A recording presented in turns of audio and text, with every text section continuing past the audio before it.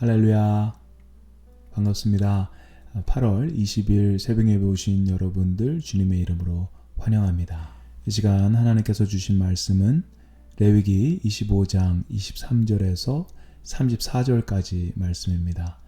레위기 25장 23절에서 34절까지 말씀 우리 함께 읽도록 하겠습니다.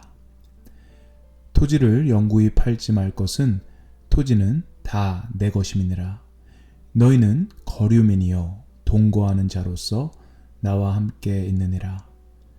너희 기업의 온 땅에서 그 토지 무르기를 허락할지니 만일 내 형제가 가난하여 그의 기업 중에서 얼마를 팔았으면 그에게 가까운 기업 물을 자가 와서 그의 형제가 판 것을 물을 것이요 만일 그것을 물을 사람이 없고 자기가 부유하게 되어 물을 힘이 있으면 그 판 해를 계수하여 그 남은 값을 산자에게 주고 자기의 소유주로 돌릴 것이니라. 그러나 자기가 물을 힘이 없으면 그 판 것이 희년에 이르기까지 산자의 손에 있다가 희년에 이르러 돌아올지니 그것이 곧 그의 기업으로 돌아갈 것이니라. 성벽 있는 성내에 가옥을 팔았으면 판지 만 1년 안에는 물을 수 있나니 곧 그 기한 안에 물으려니와 1년 안에 물으지 못하면 그 성 안의 가옥은 산자의 소유로 확정되어 대대로 영구히 그에게 속하고 희년에라도 돌려보내지 아니할 것이니라. 그러나 성벽이 둘리지 아니한 촌락의 가옥은 나라의 전토와 같이 물러주기도 할 것이요 희년에 돌려보내기도 할 것이니라. 레위 족속의 성읍 곧 그들의 소유의 성읍의 가옥은 레위 사람이 언제든지 물을 수 있으나 만일 레위 사람이 물으지 아니하면 그의 소유 성읍의 판 가옥은 희년에 돌려보낼지니 이는 레위 사람의 성읍의 가옥은 이스라엘 자손 중에서 받은 그들의 기업이 됨이니라. 그러나 그들의 성읍 주위에 있는 들판은 그들의 영원한 소유주인이 팔지 못할지니라. 아멘. 오늘 본문은 토지법에 관한 내용입니다. 우리 함께 이 토지법을 주신 하나님의 목적을 함께 살펴보고 은혜 받기를 바라는데요. 먼저 23절에 토지에 대해서 하나님은 이렇게 선언을 하십니다. 토지를 영구히 팔지 말 것은 토지는 다 내 것임이니라. 너희는 거류민이요 동거하는 자로서 나와 함께 있느니라. 토지의 주인이 하나님이심을 선포하십니다. 하나님이 주인이시기 때문에 살 수도 팔 수도 없다라는 것입니다. 너희는 거류민이요 동거하는 자라고 하시는데 영어 성경에는 You reside in my land as foreigners and strangers. Foreigners and strangers. 외국인과 이방인으로 거주한다라는 이야기를 하고 계십니다. 이 땅에 사는 모든 사람들이 외국인 그리고 이방인이라고 합니다. 하나님 외에 그 어느 누구도 이 땅에 영원한 주인이 될 수 없는 것입니다. 땅을 사더라도 땅을 영원히 소유하는 것이 아니고 잠깐 한시적으로 빌려서 사용하는 것입니다. 본문이 말하는 토지법은 소유의 개념이 아닌 잠시 빌려 사용하는 사용의 개념이 되는 것입니다. 소유권을 갖는 것이 아니라 사용권, 이용권을 갖게 되는 것입니다. 마치 우리가 차를 렌트할 때 잠시 빌렸다가 돌려주는 것처럼 이 땅을 잘 사용해서 이 땅에 참 주인이신 하나님께 돌려드리는 것입니다. 24절 말씀을 보면 어쩔 수 없이 땅을 팔았을 경우에는 땅을 판 사람의 형편이 나아지면 언제든지 다시 땅을 찾을 수 있게 합니다. 현대에서 땅을 매매할 때는 일단 땅의 소유권이 넘어간 후에는 절대 다시 돌려받을 수 없게 되죠. 돈을 더 준다고 해도 주인이 안 판다고 하면 그 판 땅을 다시 돌려받을 수 없습니다. 그런데 본문에 나오는 법은 땅을 판 사람에게는 아주 유리한 어드밴티지를 주는 것입니다. 그리고 땅을 판 사람이 갚을 능력이 안 되면 가까운 친척이 대신해서 그 땅을 물을 수 있게 합니다.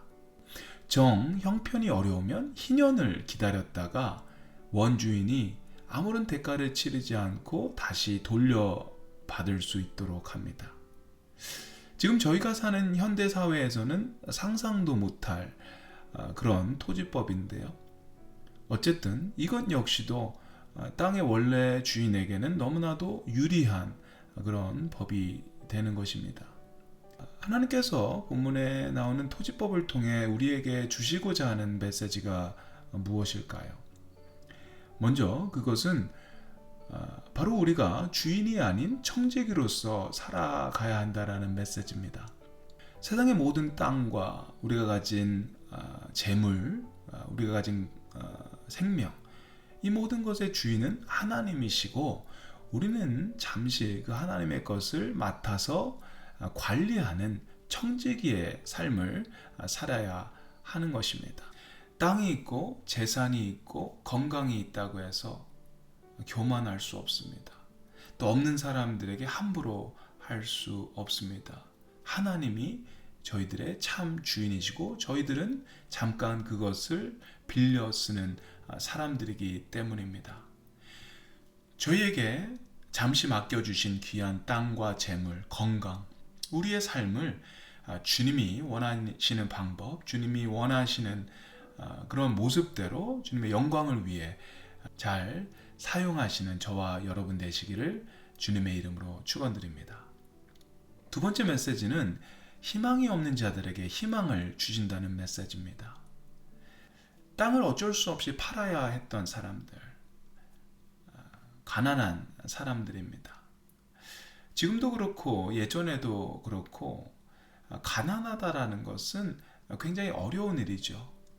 단순히 경제적으로 어렵다기보다 돈이 없다기보다 가난하기 때문에 사회에서 차별을 받는 경우들이 참 많이 있습니다. 사회에서 실패자라고 낙인이 찍히는 그런 경우도 많이 있습니다. 그런 이유로 인해서 삶을 포기하고 싶은 사람들이 있을 수 있죠. 그런데 오늘 본문에 나오는 이 토지법을 묵상하게 되면 이 땅을 잃어버린 사람들, 가난한 사람들, 약한 사람들을 향해서 하나님이 배려하신다라는 그런 생각이 듭니다. 이 법을 보면서 하나님의 긍휼, 하나님의 은혜를 느낄 수가 있습니다. 사랑하는 성도 여러분, 우리 삶 속에 절망이 찾아올 때가 있습니다.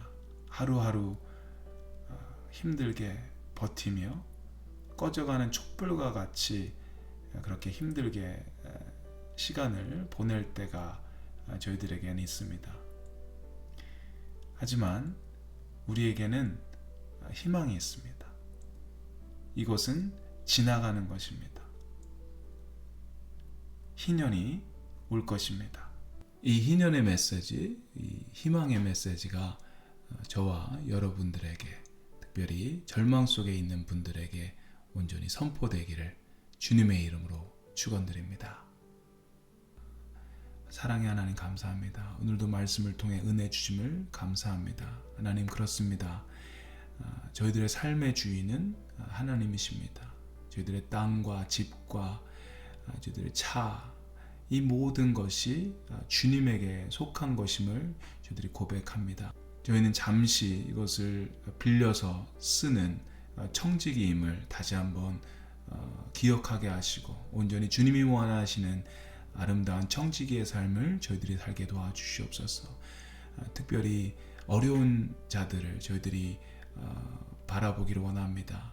하나님께서 이 토지법을 통해서 약한 자들을 배려했던 것처럼, 약한 자들을 위로하셨던 것처럼 저희들도 그들과 함께하게 하시고 그들을 배려하고 그들을 위로할 수 있는 저희들 되게 도와주시옵소서. 감사드립니다. 예수님의 이름으로 기도드립니다. 아멘.